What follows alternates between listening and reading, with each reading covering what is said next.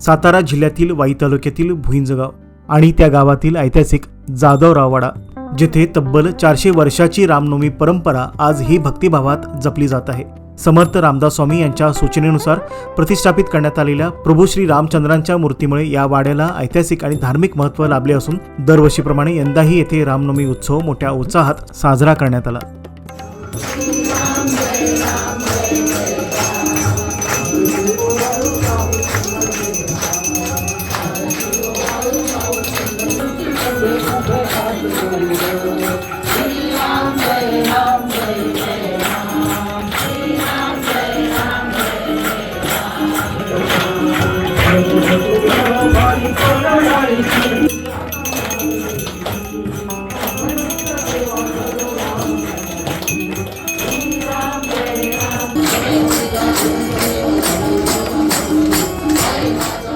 आई जिजाऊंच्या वंशाशी निगडीत असलेल्या जाधवराव घराण्याचा हा ऐतिहासिक वाडा, तसेच छत्रपती श्री शिवाजी महाराजांच्या कन्या राणू अक्का यांचे सासर म्हणूनही ओळखला जातो। त्यामुळे या वाड्याचे ऐतिहासिक महत्त्व अधिक अधोरेखित होते। सुमारे 350 ते 400 वर्षांहून अधिक काळ सुरू असलेली ही रामनवमी परंपरा आजही अखंडितपणे जपली जात आहे।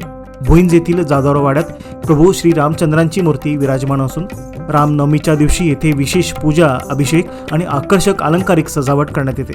शेकडो वर्षापासून सुरू असलेली ही परंपरा आजही भक्तांच्या श्रद्धेने टिकून आहे। रामनवमी निमित्त वाड्यात भजन, कीर्तन आणि विविध धार्मिक कार्यक्रमांचे आयोजन करण्यात आले। सकाळपासूनच भाविकांची मोठी गर्दी पाहायला मिळाली। गावकऱ्यासह पंचक्रोशीतील हजारो रामभक्त या उत्सवात सहभागी झाले होते। भुईंज गाव ऐतिहासिकदृष्ट्या महत्त्वाचे मानले जाते।